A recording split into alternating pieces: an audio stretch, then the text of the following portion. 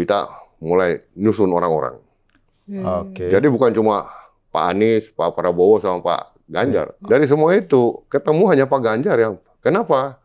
Karena dia berani pecat kepala sekolah yang intoleran. Dia membuat kontrak apa itu dengan ASN yang tidak setuju Pancasila keluar. Nah, kalau ditanya, loh, apakah Pak Prabowo sama Pak Anies tidak bisa mempertahankan itu? Nah, kalau kita lihat pada rekam jejak yang lalu, pemilu yang lalu, kan tidak. Kita mempersoalkan bukan militer atau sipil ya, bagi saya ya. Yang penting orangnya jujur, tegas, berani, punya gagasan, baik. Kita memilih Pak Ganjar ini bukan asal pilih aja. Melalui pengkajian yang sangat dalam. Berhari-hari kita berdebat, berdiskusi. Saya lihat TV waktu beliau baru jadi gubernur. Gubernur Jawa Tengah. Yang saya lihat tuh pada saat beliau di jembatan Timbang. Yang pungli-pungli itu. Yang pungli-pungli langsung di. Itu saya mulai, ini orang ini jadi nih. Ini bagus nih orang.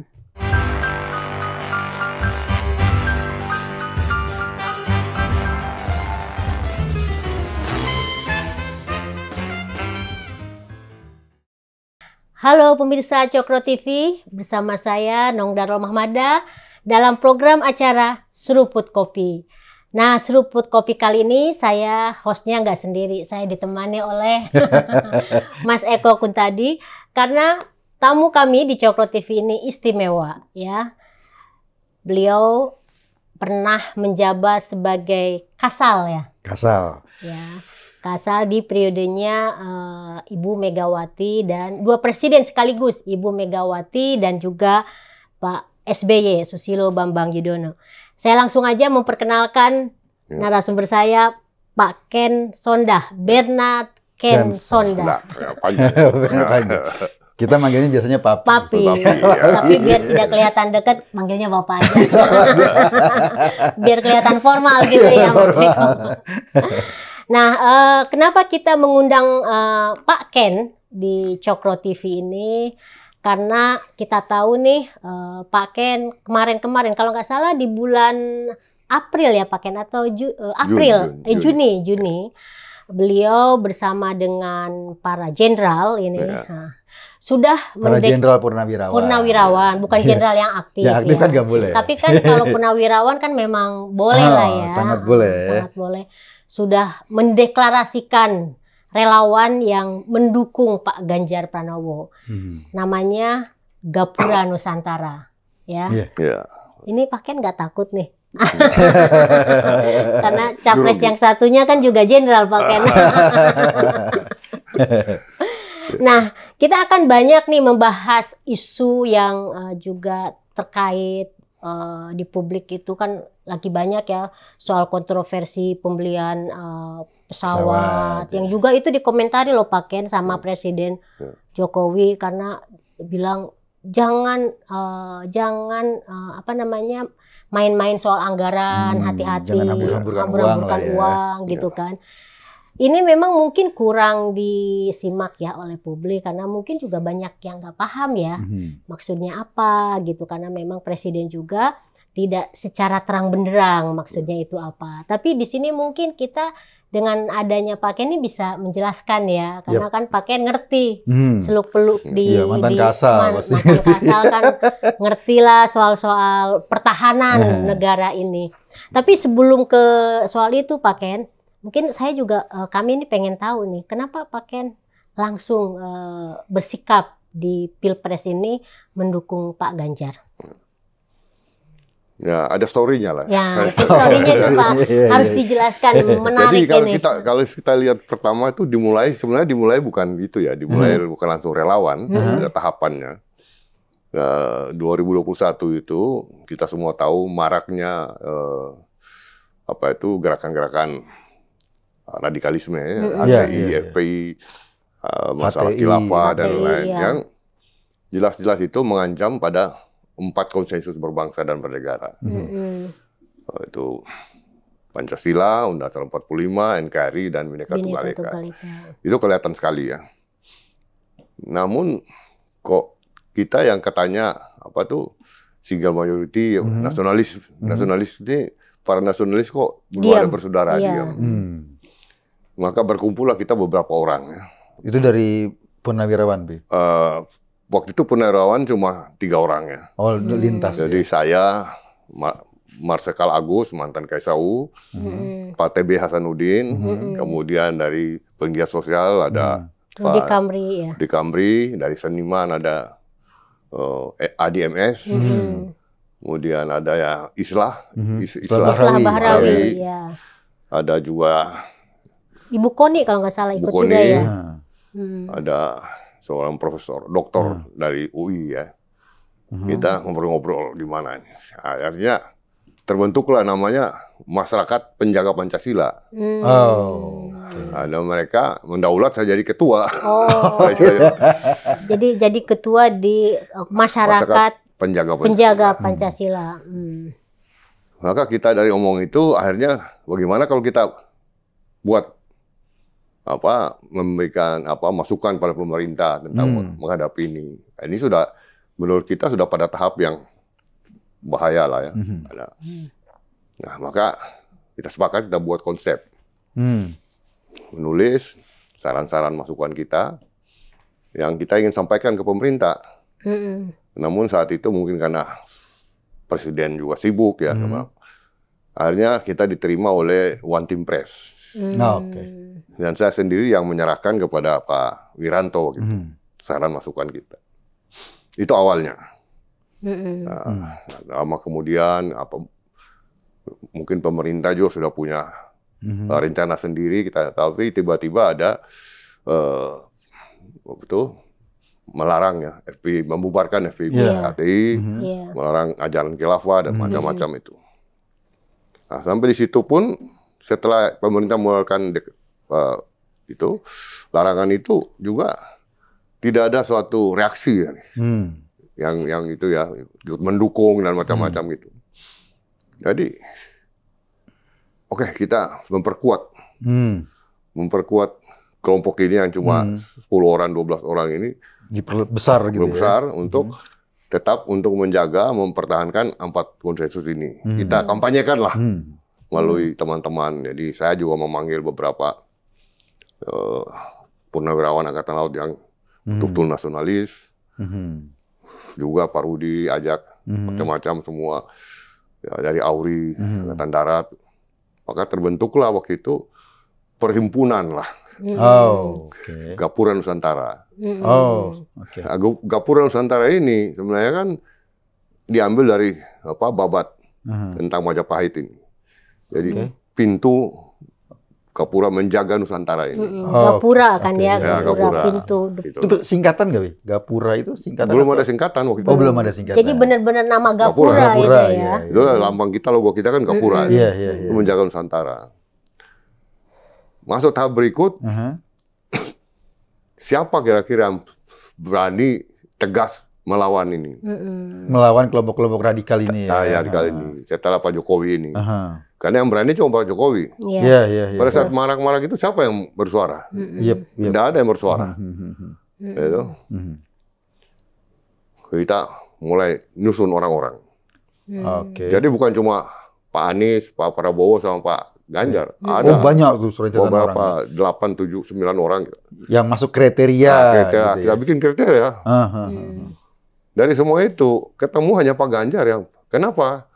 Karena dia berani pecat kepala sekolah yang intoleran. Dia membuat kontrak apa itu dengan ASN yang tidak setuju Pancasila keluar. Tindakan-tindakan tegas ini yang kita melihat hanya dia ini yang cocok. Maka kita lebih mengembangkan lagi, mencari orang yang searah dengan kita. Yang intinya visi misi kita adalah mempertahankan 4 konsensus ini, anti terhadap intoleran, anti terhadap radikalisme itu. Dan mendukung Ganjar untuk melanjutkan Jokowi ya, penerus Jokowi gitu. Tapi kita kan tidak berani untuk mengumumkan. Karena PDIP belum. Oh, jadi itu sebetulnya dukungan pada katakanlah sosok Ganjar itu jauh sebelum diumumkan PDIP. Belum, jauh. Oke. Mereka memang mendesak saya. Saya kan Ganjarian Spartan sudah deklarasi. Iya, Januari Ganjarian Spartan. Saya nggak bisa, saya ini anggota PDIP, saya bilang. Meskipun tidak aktif. Tapi kan saya nggak lawan Bu Mega, saya bilang gitu. Udah lah, tunggu aja lah, saya bilang. Nah, saya coba bertemu berapa kali dengan Pak Hasto juga waktu itu. Pak Hasto juga, sudah sabar aja pakai ini, sabar. Sampai puncaknya itu, ada kasus di selesai Lebaran. Kita lihat Pak Prabowo ke Solo. Iya. Kemudian lama kemudian ada kesempatan lain lagi ke Solo itu di mana Gibran waktu itu sama ada relawannya kan? Gibran pendukung itu. Nah, ini saya tidak bisa. Saya datang ke Pak Hasto. Kamu, Pak, saya kira saya sudah tidak bisa. Nggak bisa menahan gitu Dunda ya. Karena alasan saya begini, Pak. Banyak anggota saya sudah mulai lari. Ada yang ke Anies, ada yang ke Prabowo. Nah, kalau kita biarkan begini terus lama-lama habis anggota saya bilang gitu. Karena belum bersikap ya, karena belum mendeklarasikan. Ya, kalau begitu ya silakan, Pak. Saya mau ambil deklarasi tanggal 21. 20 Mei saya bilang. Hari kebangkitan nasional. Nah, terus Pak Hasto waktu itu ngomong, wah janganlah kalau bisa 21 aja. 20 itu PDIP punya acara. Iya. Nah, kita juga tahu tanggal 21 April itu diumumkan. Malam takbiran waktu itu kan. Iya. Nah, dengan ada itu, tambah semangat kita langsung berubah dari perhimpunan Gapura Nusantara menjadi relawan Gapura Nusantara. Nah, terus kita rencanakan tanggal 6 Juni. Kenapa 6 Juni? Karena hari kelahiran Bung Karno. Gitu. Semangatnya sama soal Indonesia kan. Kemudian kita hubungi Pak Ganjar dari timnya sana, nggak bisa. Karena tanggal 6 itu waktu itu kalau nggak salah hari besarnya Buddha yang akan dirayakan di Waisak ya. Waisak. Iya, Pak Ganjar kemana? Ke Magelang, Borobudur itu ya. Kita ini minta tanggal 10, akhirnya jadi tanggal 11 itu. Itu nanti. Jadi bagi kita ya, terutama kita ini yang dididik di militer ya, yang Sabta Margais, yang itu meskipun sudah pensiun tidak bisa hilang. Kita sejak di akademi diindoktrinasi tentang Pancasila Undang-Undang 45, ini NKRI itu harga mati. Gitu. Jadi kalau hanya orang yang bisa mempertahankan ini yang kita dukung. Nah, kalau ditanya, loh, apakah Pak Prabowo sama Pak Anies tidak bisa mempertahankan itu? Nah, kalau kita lihat pada rekam jejak yang lalu, pemilu yang lalu, kan tidak. Iya. Berdekatan dengan kelompok yang Pak Jokowi bubarin ya. Akhirnya kan itu. Iya. Itu pilihan kita sudah satu. Nah, itu intinya begitu. Artinya sebelum Pak Ganjar dideklarasi, sebetulnya teman-teman di Gapura Nusantara itu sudah menilai banyak tokoh ya. Oh iya. Menilai banyak tokoh. Jadi pilihan pada Mas Ganjar itu pilihan yang memang sudah dipikirkan panjang. Kita diskusikan. Itu lama itu diskusian itu. Ya semua rekam jejak kita buka semua. Tapi satu persatu. Nah, itu begitu terbentuk kan kita langsung bentuk, nggak tahu. Ini barangkali yang pertama dalam selama ini bahwa relawan tidak dalam satu komunitas. Jadi tidak semata-mata hanya purnawirawan.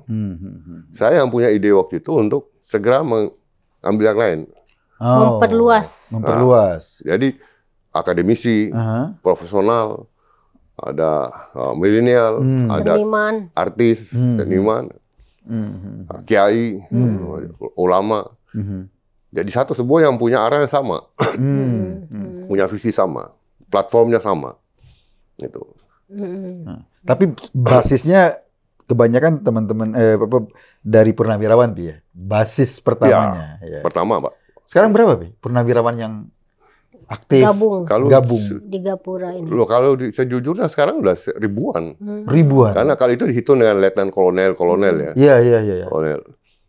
Nah, jadi kita kemarin tuh kenapa batasi hanya 500 orang ya?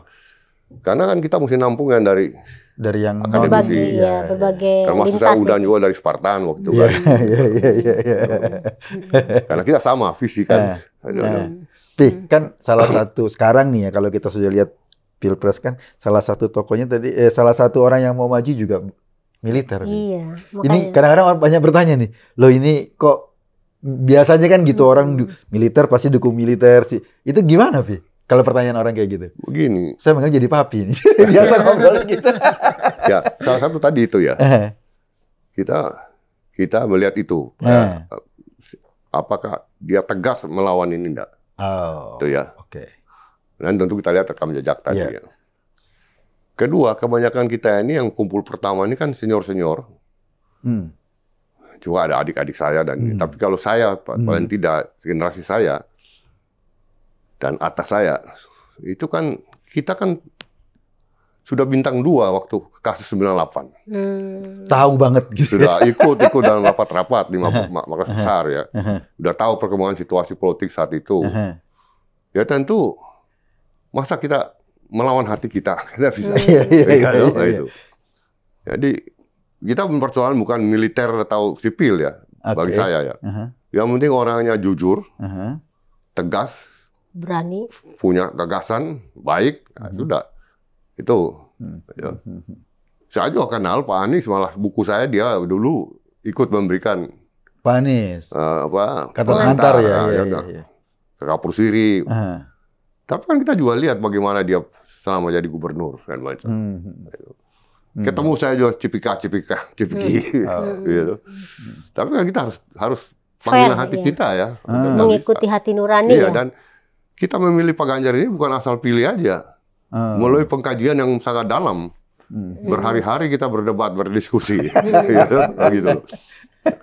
Loh, Pak kan kenal Ganjar? Nggak pernah saya ketemu Ganjar. Oh, belum pernah. Justru lebih akrab. Setelah deklarasi. Sebelum deklarasi sampai deklarasi ya masih ketemu kan. Masih. Enggak, maksud saya dalam proses pengkajian itu justru. Belum.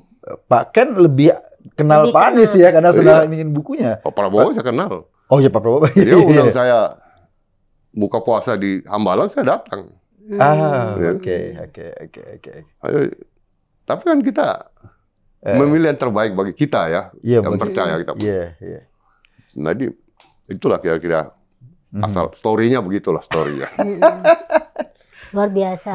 Iya. Bahkan dari gini, kan pasti sebagai mantan petinggi di TNI dan lain-lain kan bisa menilai ini kondisi kita nih sekarang ini, strategi ke depan ini kan kemarin ada isu soal tadi Tenong udah ngomong pembelian pesawat itu dari kacamatanya Pak Ken, pesawat kalau nggak salah itu pesawat yang sama tahun 2009 ingin dihibahkan. Bukan dijual, dibeli ya, tapi dihibahkan. Pak Juwono waktu itu cuma diminta nulis surat. Syaratnya cuma itu, nulis surat ke pemerintah Qatar dari dubesnya di sini, dan kalau ditulis surat itu langsung dikasihkan. Tapi pertimbangannya katanya ini mahal lah biaya perawatan dan lain-lain, makanya Pak Juwono waktu itu tidak merespon. Sekarang pesawat yang sama kita beli kalau nggak salah 11,8 triliun. Gimana Pak Ken menilai ini? Gila, saya cuma baca ya penjelasan dari Kemhan maupun dari Pak Prabowo, pertimbangannya. Pertimbangan bahwa mengisi kekosongan. Itu dia cuma itu. Atau ingin mengejar minimum essential force ya. Minimum essential force. Minimum force itu yang saya tahu tuh batasnya 2024. Kali ke Renstra tiap 5 tahun. Oh, Renstra, iya. Nah, tiap 5 tahun. 2024 selesai. Selesai 2024. Renstranya nanti 2025 berikutnya lagi kan. Ada Renstra berikutnya. Lagi. Tapi itu sudah cerita lain lagi, ya kan. Jadi kalau pesawat itu datang 2025, mungkin nggak pas kalau dibilang untuk mengisi. Oke. Yang kedua, saya kira semua orang ya pasti paham lah. Namanya suatu teknologi tua, mesin tua, dan pokoknya yang tua, namanya orang tua lah ya. Kita orang tua aja manusia lutut sakit Pasti lebih banyak perbaikan pemeliharaan, perawatan. Nah, tentu saya tidak jelas bagaimana pertimbangan Pak Prabowo ya, Menteri sampai ambil begitu ya. Dan kita juga, saya nggak tahu apa sekarang peraturan sudah berubah, saya nggak ngerti ya. Tapi biasanya itu kan G2G. Oh, pembelian pesawatnya antara government to government ya? Iya. Oke. Nah, tapi sekarang kan lewat pihak ketiga. Oh, oke. Saya nggak tahu pertimbangan apa ya. Saya juga tidak mau menyalahkan 100%, tentu ada pertimbangan ya. Tapi intinya, kenapa kita harus beli pesawat yang sudah sangat tua? Itu kan seri paling tua. 2000 Miras 2005, seri 5. Nah, waktu itu bersamaan itu katanya Arab Saudi juga menawarkan Miras 2000 seri 9. Oh, lebih baru lagi. Ya. Saya coba baca-baca, apakah saya salah? Tapi saya baca-baca itu seri 5 ini kan, kalau nggak salah Qatar beli itu tahun 1997. 1997. Ya. Makanya ditawarin ke kita udah kan tua juga ya. Dan itu kalau nggak salah itu satu pesawat di zaman itu, itu 23 juta US dollar. Satu pesawat. Setelah 26 tahun menjadi 66 juta. Itu yang diperbicara orang di luar. Iya. Tapi itu kan sudah keputusan menteri ya. Kita. Tapi itu pesawat baru datang 2025. Datangnya 2025, harganya lebih mahal dari harga baru. Ya, padahal 2026 katanya kita sudah datang yang baru. Yang baru, ya. Yang dari Perancis itu ya. Yang Rafael ya. Rafael. Dan saya coba ngomong-ngomong juga dengan mantan Kepala Staf Angkatan Udara, dengan mantan Wakil Kepala Staf Udara, bahwa pesawat yang ada sekarang itu seperti Su-22 atau F-16 yang sudah habis masa, itu kan masih bisa di-up-kan seharusnya dengan dana itu. Dalam waktu yang mungkin lebih cepat dibandingkan tunggu 2025. Karena pesawatnya ada di tangan kita kan, tinggal diberesin. Jadi saya kurang tepat kalau ada yang bilang itu dalam rangka mengejar minimum essential force. Gitu loh. Karena minimum essential force ini harusnya 2024 stop dia. Iya, karena range-nya sampai 2024 merencanakan lagi 2025 kayak artinya dalam proses seperti itu, ini kan gini, kadang-kadang kan orang ngelihat bahwa pembelian alat-alat militer kita itu seolah-olah, masyarakat nggak tahu lah, ini soal pertahanan, sehingga kita rahasia negara lah gitu. Sebenarnya juga enggak. Bahkan sekarang kita dengan luar negeri pun ada istilah confidence building measure, confidence CBM. Confidence building measure itu artinya kita beli apapun juga atau membangun sesuatu kekuatan militer, kita menginformasikan ke negara tetangga. Dalam rangka menjaga supaya tidak ada kecurigaan. Dulu pernah ingat terjadi buku putih Australia, terus kita Australia mencurigai kita sebagai ancaman dan macam-macam gitu. Sekarang ada itu dikembangkan ya, dalam rangka kebersamaan lah seluruh bangsa. Jadi ya kecuali yang paling rahasia dari suatu alut itu adalah menurut saya softwarenya. Softwarenya, bukan hardwarenya ya. Hardwarenya, apalagi kita ini kan belanja dari luar terus. Semua orang juga tahu tuh. Pasti nggak rahasia lagi ya. Qatar lebih tahu ya, karena dia punya duluan. Jadi kita itu, jadi saya selalu bilang, membangun kekuatan itu, kita harus mencari kekuatan yang punya deterrent value atau nilai penangkalan yang absolut. Artinya orang lihat punya kekuatan kita udah takut dulu yang mau nyerang. Tapi kalau kita hanya beli dari luar, deterrent value-nya itu atau nilai penangkalannya tidak absolut. Karena orang tahu. Kalau misalnya orang tahu, dia embargo kita sudah jadi nol. Iya. Saya hidup selama saya di Dinas Angkatan Laut 3 kali saya kena embargo kita Angkatan Laut kan. 3 kali? 3 kali sudah kena embargo. Jadi Dia tahu, oh peluru kendali kamu kan cuma 7 itu ya, udah 8 ya. Nanti expire-nya tahun sekian, dia udah tahu. Ayo kita beli dari dia kok. Iya. Tapi kalau kita bikin sendiri, orang ragu-ragu. Karena nggak tahu kan, karena yang nggak tahu dimiliki oleh kita. Makanya pada saat saya kasal itu 2002, 2003 waktu saya menyusun blueprint 2003, 2013, itu basisnya adalah kemandirian. Produksi sendiri. Produksi sendiri dengan sistem TOT. Memang kita belum mampu. Jadi kalau saya beli kapal 4, 2 bangun di sana di negaramu, tapi 2 harus bangun di sini. Waktu bangun di negaramu, orang saya udah ikut. Kita sudah menyertakan dalam proses produksinya. Insinyur kita udah ikut. Itu yang kita laksanakan yang Korea. Iya. Sama Belanda. Iya. Itu zaman saya kasal. Sekarang gimana, Pi? Sekarang semua terhenti karena beli dari luar terus kan. Sekarang. Jadi sekarang itu hampir Altoistita itu produk luar. Yang dari dalamnya itu nggak diproses lagi gitu. Ya, kita kan sudah bikin kapal selam 1. Kita sudah bikin 2 fregat, large fregat. Itu produksi kita sendiri? Kita sendiri, Pak Tepal. Banyak. Kalau dia bilang masih kurang, oke lah, namanya produksi pertama pasti ada kurangnya. Oh ya. Saya selalu kasih contoh itu Korea Utara. Dia pertama bikin peluru kendali balistik. Itu jatuh mungkin cuma 100 km. Iya. Yang kedua mungkin sudah 700. Yang ketiga, sekarang sudah sampai Amerika. Dan tahu nggak Amerika berapa? Amerika tahu nggak berapa dia punya? Karena produksi sendiri ya? Nggak tahu, iya. Oke. Jadi memang kekuatan itu harus kementerian diutamakan. Produk dalam negeri. Lalu jangan beli terus gitu loh. Itu. Dan harus berdasarkan renstra. Nggak boleh top down. Pi, ini kan Pak Ken pasti tahu dong. Pembelian pesawat itu ada di Renstra yang pesawat baru nih ya? Atau di luar Renstra? Saya nggak tahu ya, itu kan Auri ya. Auri, tapi saya coba tanya-tanya sama mantan-mantan yang sama-sama saya di Gapura. Mereka bilang mereka tidak masuk, itu tidak ada dalam Renstra mereka. Jadi itu agak impulsif pembelian jadi kamu. Itu sebut top down. Top down ya. Saya waktu itu masih pangkat letkol ya. Itu top down dari atas, beli 39 kapal Jerman Timur. Oh, yang rame dulu. Yang rame dulu. Zaman Pak Habibie ya. Yang sampai Pak Harto ya wakilnya. Itu kasal zaman itu almarhum Arifin, Laksaman Arifin. Menolak dia. Oh, dia menolak? Menolak. Sudah kalau kamu paksa, kasih saya 2 biji dulu saya coba. Jadi jangan dulu beli semuanya. Iya. Uji coba 2. Zaman itu dari atas. Top down itu.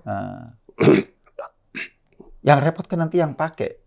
Yang beli katakanlah yang lain. Kan yang pakai kan nanti kalau di pesawat pasti Auri yang pakai kan, angkatan udara kan. Kalau di kapal boleh minum. Boleh. Kita sambil minum. Agak gatal. Jadi begini ya. Kadang-kadang kita lupa. Kita membeli sesuatu alut ya. Dimulai dari perencanaan pendidikan dulu. Oleh itu di Renstra dibikin 5 tahun ya. Iya. Tahun pertama kita sudah pilih. Saya mau beli tipe ini, tipe ini, tipe ini. Negara mana? Pertama dikirim dulu orang-orang yang akan jadi instruktur. Ya, dia belajar sana, dia pulang, dia menyusun kurikulum di pendidikan kita. Buku-buku.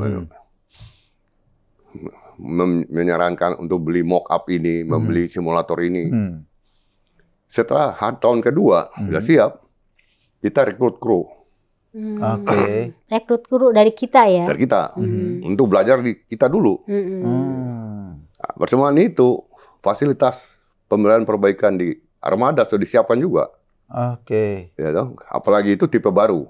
Iya. Jangan-jangan obengnya aja nggak pas, ya. Itu disiapkan semua. Tahun ketiga atau tahun kedua itu kan kapal sudah mulai jadi katakanlah, sudah mulai hampir jadi. Nah, kru ini berangkat yang sudah dididik. Dia ke negara situ, dia pelajari lagi, belajar namanya basic teknis, maksudnya basic taktik.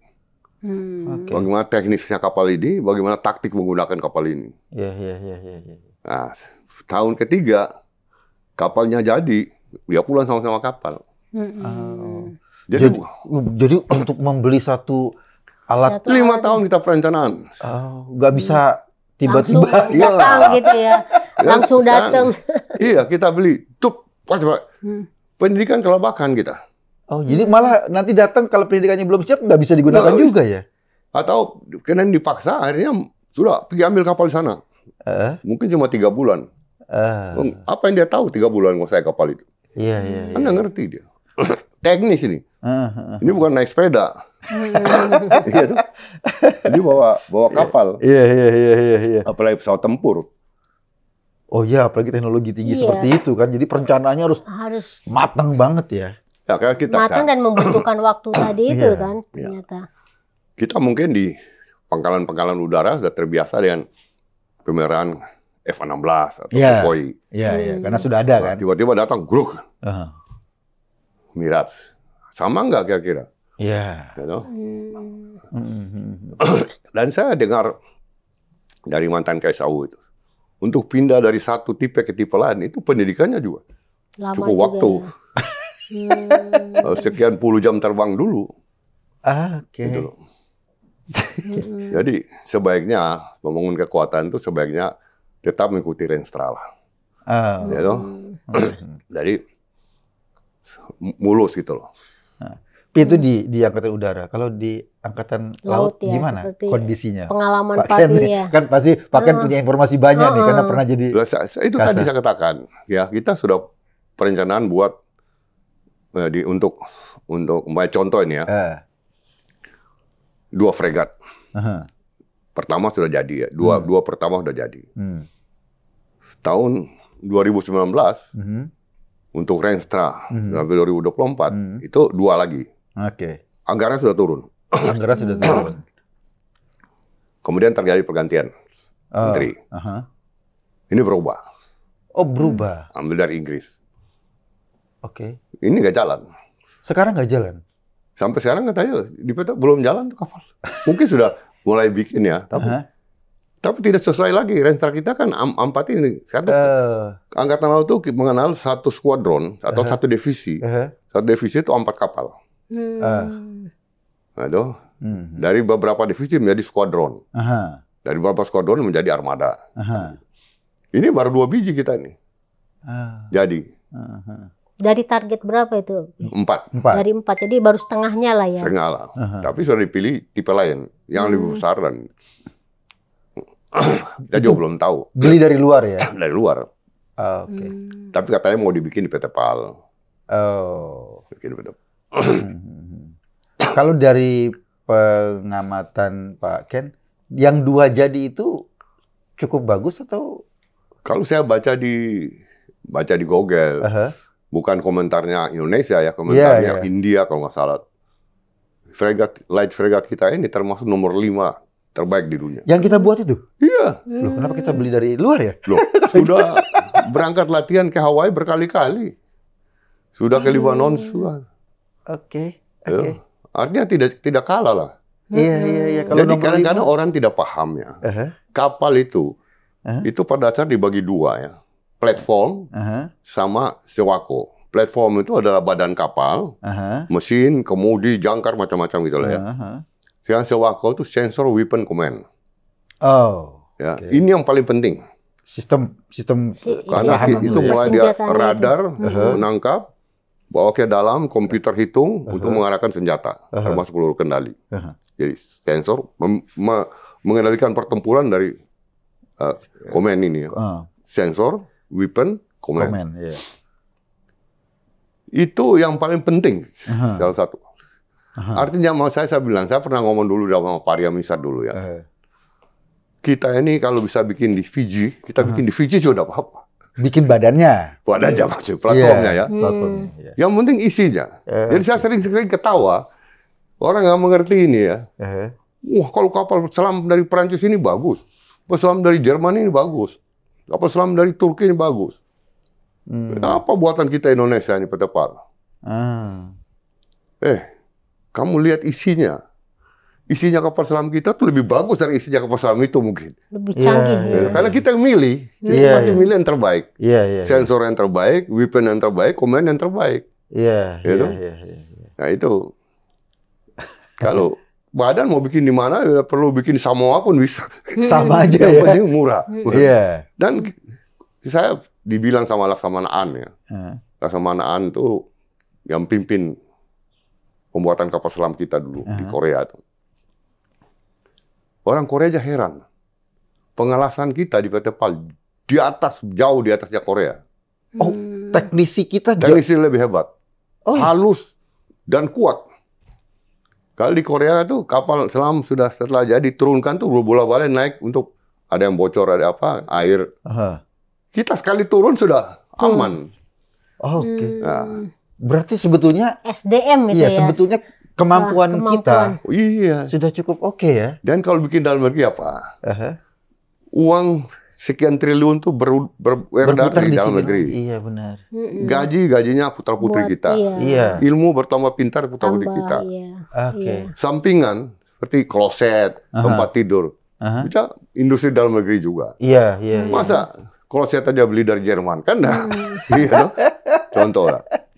Jadi ini cara berpikirnya. Yang barangkali ya, tapi semua punya pertimbangan. Mereka punya pertimbangan sendiri. Kalau saya punya pertimbangan sendiri.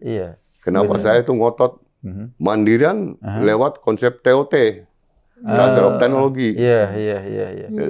Bahwa kita hari ini baru bisa bikin 30%, dia 70 nggak apa-apa.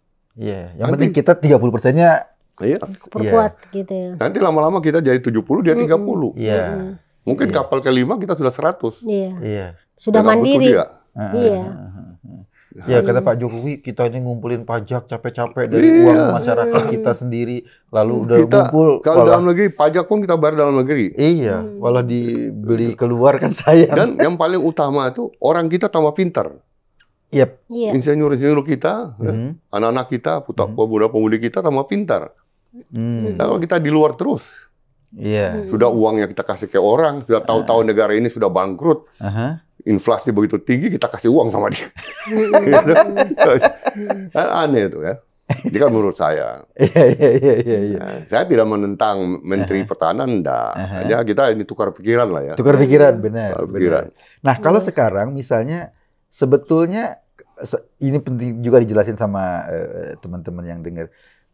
Perencanaan atau eksekusi pembelian alutsista itu adanya di mana sih, Pak? Kan di Kemenhan atau di Jadi gini ya, angkatan sendiri? Saya kan sudah pensiun 18 tahun. Sudah mungkin aturan-aturan baru saya sudah nggak ikuti ya. Tapi kita bicara secara universal. Kementerian tuh pertahanan menentukan sistem pertahanan dan strategi pertahanan.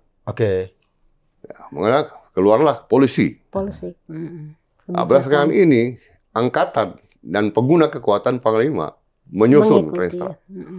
Panglima kan bilang, kalau begitu untuk mendukung strategi ini, saya punya rencana kontingensi begini, rencana kampanye gini, rencana operasi saya begini. Nah, ini dalam rencana operasi ini atau kampanye ini saya butuh sekian pesawat tempur, sekian destroyer, sekian kapal selam macam-macam lah ya, angkatan darat.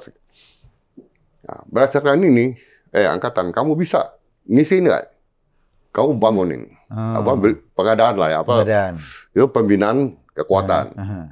Dia angkatan ini kan hanya siapkan kekuatan, kasih ke Panglima pakai. Ya kan? Panglima mau pakai ini sesuai renkamnya dia atau rencana operasinya dia untuk mendukung strategi yang dipilih ini. Kan harusnya begitu ya. Jadi nanti angkatan setelah, kalau itu saya Renstra ini saya beli gini ini, saya beli ini. Baru diajukan ke Kemenhan. Panglima ke Kemenhan. Untuk saya ini saya butuh ini. Saya tidak tahu aturan sekarang. Tapi secara universal begitu. Kemudian Menhan mencari duit.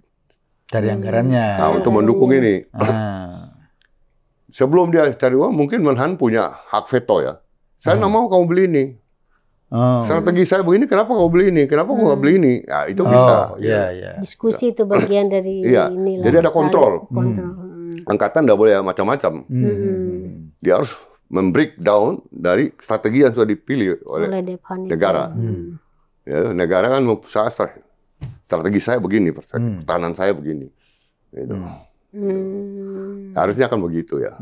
Tapi sekarang kan kalau kita lihat kan saya dengar-dengar aja angkatan teriak semua. Kita nggak tahu mana tahu beli nih. Padahal mereka yang akan menggunakan kan. Oh, iya. Kalau mereka nggak siap tuh. Kalau tiba-tiba misalnya udah ada barangnya aja terus akhirnya nganggur dong yang udah dibeli itu ya. Jadi kalau bisa dibilang Pak Ken ini ngelihat yang sekarang itu justru meskipun lihat dari jauh nih ya Pak Ken ya, itu justru kayaknya berbeda dengan waktu Pak Ken di dalam ya. Jadi yang tadinya mestinya Dephan itu yang merumuskan kebijakan, yang lain-lain itu nggak ada gitu ya. Harusnya kan kita diskusikan yang angkatan. Contoh gini ya, waktu kita beli kapal dari Jerman Timur, kita ambil contoh Corvette-nya, Partim Clark.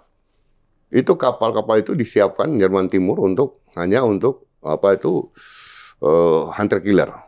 Jadi ada deteksi dia keluar dengan cepat, serang balik. Itu mesinnya gede. Nah, mesin itu hanya dipakai 1000 jam harus copot. Ganti lagi. Ini perbaikan. Nah, kita beli itu disuruh pakai patroli. 3 hari bahan bakar udah habis. Dan boros dia kan, karena mesinnya besar. Kayak gitu. Nah, kalau kita nggak didiskusi dengan angkatan yang lebih tahu, ya, repot. Kita beli kucing dalam karung. Jadi itu yang sebaiknya kita hindari lah. Top down itu sebaiknya hindari. Ya, duduk manis dengan angkatan. Lihat range-nya angkatan. Kalau tidak sesuai ya bilang ini tidak sesuai kamu. Nah, angkatan bisa robah. Gitu kan. Jadi lebih pada lebih pada hal strategik ya. Oh ini nggak sesuai dengan range itu patokannya kan? Iya. Jadi satu patokan memang. Itu kan tiap 5 tahun kita bikin. Iya. Kalau memang eksekusinya di luar patokan itu jadi semua kebingungan pasti ya? Bingung. Jangan-jangan buku aja nggak ada.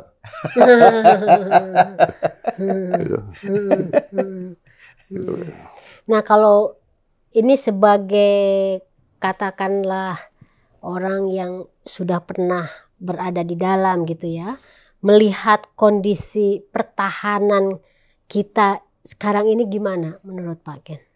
Menurut saya tidak jelek-jelek banget juga. Kita sudah banyak bertambah kekuatan kita ya. Persoalannya sekarang kan semua tergantung pada ancaman. Ada yang berpikir bahwa kita di suatu waktu bisa perang. Iya. Saya bilang itu udah jangan berpikiran konvensional lah. Maksudnya perang itu perang seperti yang kita perang fisik gitu ya. Kayak Rusia sama Asia Timur Raya itu sudah akan ada. Perang itu kalaupun terjadi antar negara lebih banyak daripada perbatasan. Antara Rusia sama Ukraina, antara India sama Cina dulu, atau Vietnam sama Cina. Perbatasan aja. Nah, terutama di perbatasan-perbatasan yang sumber daya alamnya besar ya. Kalau kita belum menyelesaikan itu bisa satu saat bisa konflik. Tapi biasa itu konflik sana sebenarnya limited. Konflik perbatasan aja ya. Itu udah. Nah, kenapa Ukraina sama Rusia ini panjang? Ya karena ada ikut campurnya NATO. Iya. Dan pasti ada punya interest strategis yang membuat ini jadi lama. Nah, itu. Jadi perang yang akan datang ini justru kita harus memperkuat cyber warfare. Perang asimetris. Ya, itu harus kita perkuat. Tapi tidak nah, kita juga tidak munafik gitu ya. Harus tetap menyiapkan kekuatan tempur kita ya harus kita siapkan. TNI kita lah ya. Ya, itu kan deteren.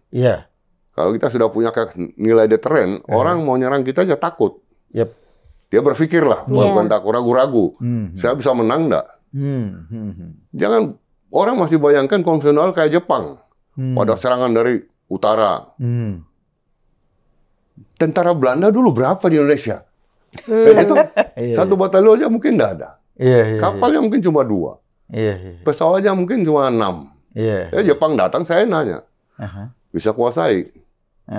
Sekarang kan AURI kita cukup kuat. Angkatan Laut kuat. Ya, katanya nomor 1 di ASEAN. nomor 5 di Asia kan. Kita TNI kita ini kan. Orang berpikir mau nyerang kita. Gitu. Kalau seperti orang mau nyerang kayak Jepang, dia menyerang Indonesia dulu, apa Belanda itu, jadi dia bawa 9 kapal induk. Gitu. Sekarang kita takut sama Cina. Cina kapal induknya baru 3. Gitu. Mau berani dia ke sini. Dia bawa uang berapa dia kau bawa tentara? 100.000, 200.000. Gitu. Belum sampai baru dia di atas Natuna mungkin ada satu udah tenggelam dia udah mundur dia. Wah nggak jadi saya serang nih. Gitu. Jadi janganlah terlalu bernostalgia dengan Asia Timur Raya. Gitu. Perang sekarang sudah perang asimetris. Kita perkuat tuh cyber. Gitu. Jadi artinya kalau konteksnya sekarang mestinya budgeting pertahanan kita juga kita alokasikan untuk mempersiapkan perang cyber, kekuatan gitu Pak. Harus disesuaikan dengan disesuaikan dengan tantangan ke depan ya. Yang kita masih berpikir fisik gitu loh ya. Bahwa kita tetap harus menyiapkan kekuatan kita, tapi tidak perlu harus buru-buru dan udah, kita bangun sendiri aja lah, pelan-pelan bangun. Gitu. Masa Korea Utara, kalau kita lihat setelah perang Korea itu tahun 50-an juga kan, sekarang kayak begitu hebat kuat. Secara militer ya. Dan orang takut sama dia. Orang nggak tahu nuklir udah berapa biji, orang nggak tahu juga. Rahasia banget ya, nggak ada yang tahu ya. Benar. Benar, orang takut karena ketidaktahuan itu. Kenapa tidak tahu? Karena dibangun sendiri. Bangun sendiri. Bahwa kita awal belum bisa sendiri, kita akui. Ya masih butuh teknologi dari luar. Apakah Cina itu bangun sendiri? Juga tidak. Teknologinya juga masih dari luar, IC-nya juga. Apa Amerika juga begitu? Tidak. Masih ada yang diambil dari negara lain juga kan. Kalau dia lama-lama Cina dia terus mengembangkan, akhirnya dia bisa sendiri pada saatnya. Kita juga bisa begitu. Kita jago-jago kita sekarang ini. Anak-anak muda kita hebat-hebat dalam IC dalam ini kan. Tinggal bagaimana kita mengarahkan. Tapi di sini dia mau kerjaan, nggak ada kerjaan. Malah ini milih di luar aja kan. Di luar aja. Benar. Ya karena kita juga belinya di luar juga Pak. Kayak kita sekarang kan terapung-apung KFX tuh. Pesawat tempur yang kita bangun bersama Korea kan. Sekarang ini kan terapung sudah berapa tahun ini nggak jalan. Nggak ada perkembangan ya. Masa kita harus cuma beli CN terus selama ini? Kita sudah mulai bisa bikin pesawat tempur. Dan meskipun kalau saya dengar, saya baca ya, generasi 4,5 Korea sama kita ini, yang terhenti ini, lumayan. Karena sekarang pesawat baru generasi 5, udah mungkin sekarang 6 ada, saya nggak tahu. Tapi kita sudah bisa generasi 4,5 harusnya ya. 4,5 sudah hebat kalau kita mau teruskan. Tapi kalau kita hentikan, kapan lagi kita punya? Pas saya beli itu Mirage itu. Itu sayang sekali program itu ya. Padahal kita bisa gitu melanjutkan. Kita bisa negara manapun di dunia, pasti untuk lead bank itu besar biayanya. Tapi kalau sudah mandiri, kalau Bung Karno dulu bilang berdikari ya. Berdikari, kemandirian. Mandirian. Nah, kita enggak, masih hobi belanja. Ini keren Mbak, hobi belanja. Hobi. Kayak ibu-ibu. Jangan ini aku ibu-ibu. Nah, ada satu lagi nih Pak Ken, yang saya nih sebagai orang awam juga suka mikir gitu ya. Apa nih hubungannya misalnya antara Departemen Ketahanan itu dengan food estate, dengan ketahanan pangan itu loh. Ketahanan, iya. Yang juga itu jadi isu ya. Dan sampai sekarang memang itu juga jadi masalah loh, Pak Ken, karena itu juga menimbulkan kerugian juga ya, karena nggak jalan kalau nggak salah. Budgetnya gede, hutan sudah ditebangin, tapi hasilnya nggak maksimal. Pak Ken mengikuti nggak? Karena itu di bawah pertahanan juga Pak Ken. Iya, di bawah Dephan katanya. Itu saya juga jadi bingung. Itu sebagai orang awam bingung, apalagi Pak Ken bingung, jadi tambah bingung saya. Sebenarnya kalau kita cari hubungan tuh tidak ada hubungan. Mungkin istilahnya ketahanan pangan. Nah, jadi itu bagian namanya dari ketahanan pangan, beda. Pak. Ketahanan dan pertahanan beda. Gitu. Kita juga punya Wantanas. Gitu. Dewan Pertahanan Nasional ada juga. Ketahanan Nasional, Dewan Ketahanan Nasional. Seharusnya kalau masalah begitu kan ada Kementerian Pertanian ya. Iya. Ada Kementerian Kan Pertanian. kalau misalnya masuk ke Kementerian Pertanian itu saya lebih mengerti. Karena itu kan terkait dengan pangan nih Pak. Tapi ini ketahanan pangan ini berada di bawah Departemen Pertahanan. Mungkin Pak Jokowi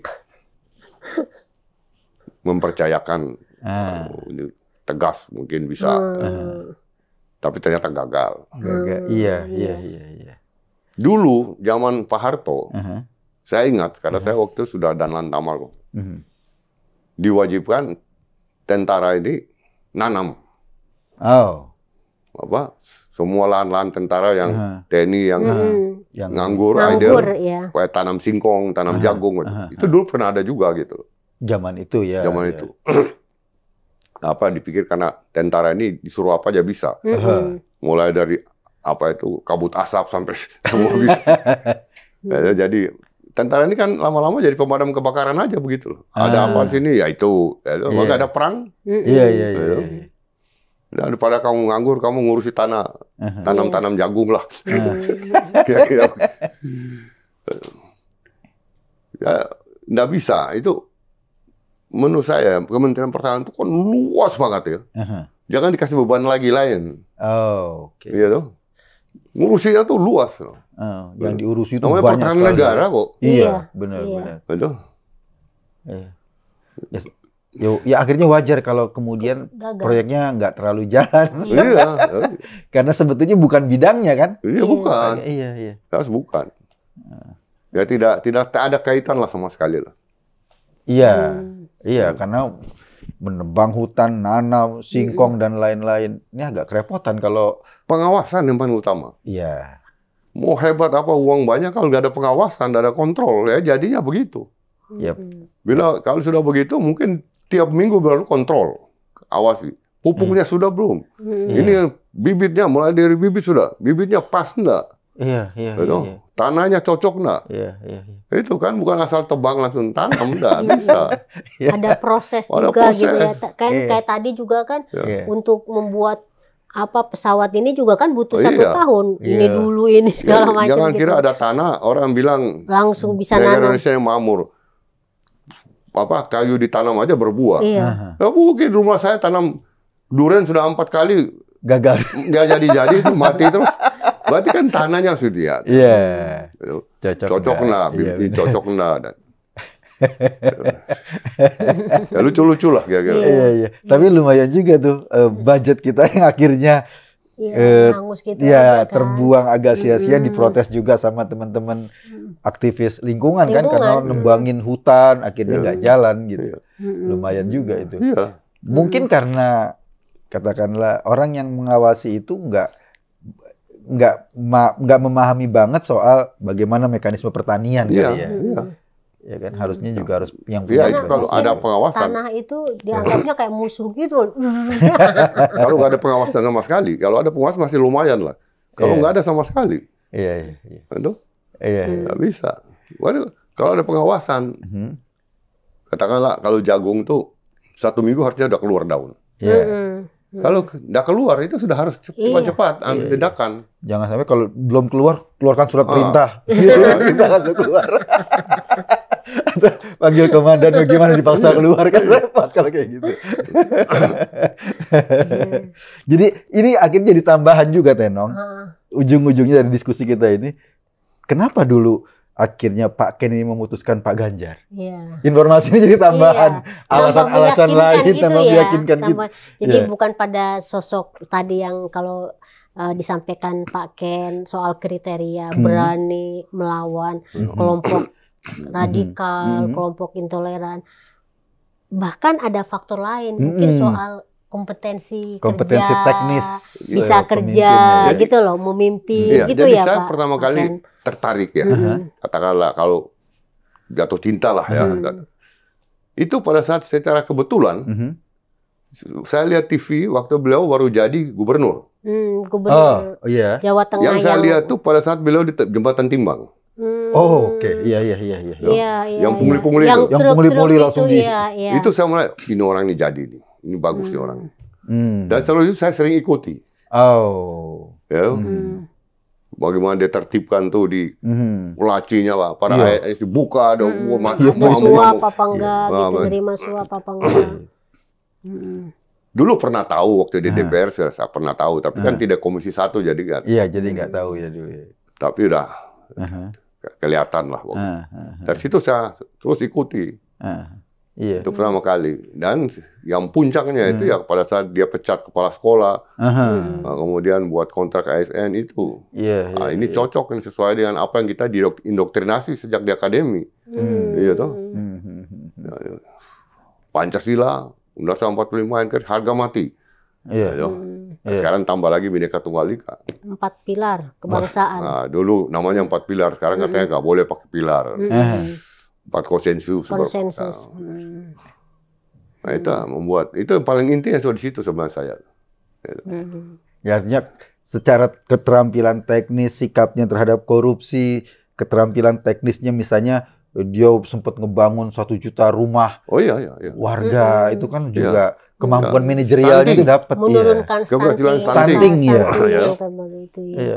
Menyelesaikan dan bagaimana personal approach dalam dia menyelesaikan satu masalah. Oke. Ya tuh. Pendekatannya itu ya. Semua senang terima. Iya. Bisa dengan enak gitu loh ngomong. Penyelesaian masalah-masalah di daerahnya dia. Kita dulu apa di daerah mana itu ada masalah. Wadas itu kan dulu kan. Pabrik apa itu emas. Agak gelap tuh loh. Itu bisa diselesaikan dengan baik. Yang kemarin juga terakhir tuh apa? Wadas itu loh. Wadas itu ya, diselesaikan dengan baik. Dia memperhatikan nelayan, keluarga nelayan dikasih asuransi. Itu siapa yang mikir kayak begitu? Padahal kita dari zaman dahulu kala pun berpikir, misalnya saya zaman masih komandan kapal, nelayan ini kok miskin-miskin kita nelayan kita kan. Nelayan kita ini kan miskin. Masyarakat paling miskin nelayan. Nggak tersentuh gitu ya untuk fasilitas-fasilitas itu, asuransi. Nah, itu semua bisa dia punya, Pak Ganjar berarti punya visi, punya gagasan. Dan itu dia tidak ngomong aja, betul-betul dilaksanakan. Jadi bukan slogan aja ya Pak. Bukan slogan. Tapi memang dia langsung dipraktekkan, dibuktikan gitu. Dan kita juga senang ya, fisiknya juga bukan main ya. Wah, gak ada capeknya tuh. Seperti Pak Jokowi. Indonesia ini kan luas banget. Bayangkan kalau pemimpinnya sudah tidak ini secara fisik, terbang dari Aceh ke Papua saja kan bisa. Luar biasa itu. Ya mungkin jadi wapresnya itu yang enak tuh. Bisa jalan-jalan gitu kan. Kalau presiden terima laporan aja. Makanya Pak Jokowi bilang kan, jangan pilih presiden yang cuma duduk aja, yang cuma di kantor. Dia harus benar terjun ke masyarakat. Kalau enggak tadi seperti Pak Ken bilang, kontrolnya nggak selesai, nggak jalan nih ya. Beresiko. Kita hanya tahu, saya juga terapkan zaman saya kasal juga begitu, atau saya jadi komandan pangkalan. Saya turun, baru saya tahu. Kalau enggak kita dibohongi terus juga kan. Kalau kita nggak turun sendiri, kita mana tahu, coba terima laporan. Sampai makannya, kita turun, loh, kok begini makannya? Baru kita bisa ketahuan kalau ada korupsi di dapur. Gitu. Kalau enggak laporannya, wah ini ayam apa-apa. Pas lihat ikan asin. Saya juga orang senang belusukan gitu, ke mes-mes. Tahu kasurnya sudah seperti tinggal kulit aja. Kalau kita nggak pernah turun, malah kita tahu. Hanya terima laporan terus. Seru. Tenang, ada pertanyaan. Mungkin Pak Ken ada apa? Ada yang perlu disampaikan nggak kepada khususnya untuk anak-anak muda ini ya? Anak muda ini. Karena kan banyak sekali kayak kalau kita nggak dengar langsung tadi cerita dari Pak Ken, saya pribadi juga nggak tahu tuh soal pertahanan dan lain-lain itu, dan bagaimana Pak Ken bisa jatuh cinta kepada sosok Ganjar gitu kan. Kalau saya pesan gini ya, kita memilih betul-betul orang yang, atau beginilah, para pemuda, para pemudi, jadilah nasionalis, cinta tanah air, itu aja. Cinta tanah air. Nah, saya dalam buku saya yang pertama juga saya pernah sebut, yang buku kedua tentang nasionalisme. Tolong jangan luntur nasionalisme. Ayo. Seorang nasionalis itu dia akan memegang teguh 4 konsensus itu. Tidak ada bergandeng tangan dengan kelompok-kelompok yang intoleran, kelompok-kelompok yang radikal itu kan. Ya, kita ini bangun negara ini dari awal proklamator kita bukan main mempertahankan ini. Kalau kalian tahu, saya bilang, anak-anak saya selalu bilang sama, udah berapa kali pemberontakan. Tapi kita bisa atasi semua. Hanya dengan karena kita bersatu. Pancasila mempersatukan kita dan kita menjaga betul-betul NKRI ini. Bayangkan aja, itu kalau lihat contoh di Yugoslavia itu hanya 6 negara bagian sama 2 otonom bisa hancur. Kita ini ribuan. Ya. Nah, itu jadi. Dan sekarang ini kan selama hampir 10 tahun Pak Jokowi jadi presiden ini kan negara kita bukan main majunya. Dikoi dunia. Dia koi dunia. Kita, inflasi kita juga rendah, termasuk yang salah satu negara yang cukup rendah, masuk mungkin 2 besar atau 3 besar gitu ya. Selain India sama Cina aja sekarang sudah parah. Pertumbuhan ekonominya sudah rendah. Kita masih 5% kalau nggak salah. Kita, Pak Jokowi untuk hilirisasi, untuk mengambil alih Freeport. Ya orang sipil. Iya. Bukan tentara ya Pak? Bukan tentara. Tapi itu kenapa? Dia nasionalis, dia betul-betul cinta tanah air ini. Negara ini. Nah, pada generasi muda pun yang kalau saya diminta menghimbau itu aja. Ya, jadilah nasionalis sejati. Cinta tanah air. Jangan jual tanah air. Ya, nasionalis itu tadi itu pertahankan ini. Pancasila, Undang-Undang 45, NKRI, Bhinneka Tunggal Ika. Ini yang mempersatukan kita selama ini. Kalau satu ini aja bubar kita. Jadi sebetulnya pilihan-pilihan kita nanti untuk memilih dalam pemilu dasarnya bukan kita dukung si A, si B, si C. Dasarnya adalah kecintaan kita pada Indonesia dan masa depan kita. Masa depan kita. Terima kasih. Terima kasih. Cintailah negara kita. Jangan setengah-setengah. Jangan setengah-setengah. Terima kasih Pak Ken udah mampir ke sini, nyobain kopi kita. Oke, kita seruput bareng-bareng ya. Ya, kita seruput kopinya. Seruput kopi. Oke, pemirsa Cokro TV. Sekali lagi Pak Ken, terima kasih. Nggak terasa ini kayaknya kita udah 1 jam ngobrol. Saya terima kasih juga aja, dipotong-potong aja supaya jangan panjang. Kita biarkan pemirsa Cokro TV mengikuti semua apa yang dibicarakan oleh Pak Ken. Karena isinya ini semuanya daging, Pak Ken. Rendang. Daging yang memberikan kita energi khususnya untuk anak-anak muda ya. Banyak sejarah yang disampaikan, banyak pengetahuan yang disampaikan oleh Pak Ken. Dan Mas Eko terima kasih juga udah menemani saya. Thank you. Pemirsa Cokro TV, kita akan ketemu lagi dalam seruput kopi berikutnya. Salam. Salam. Dadah.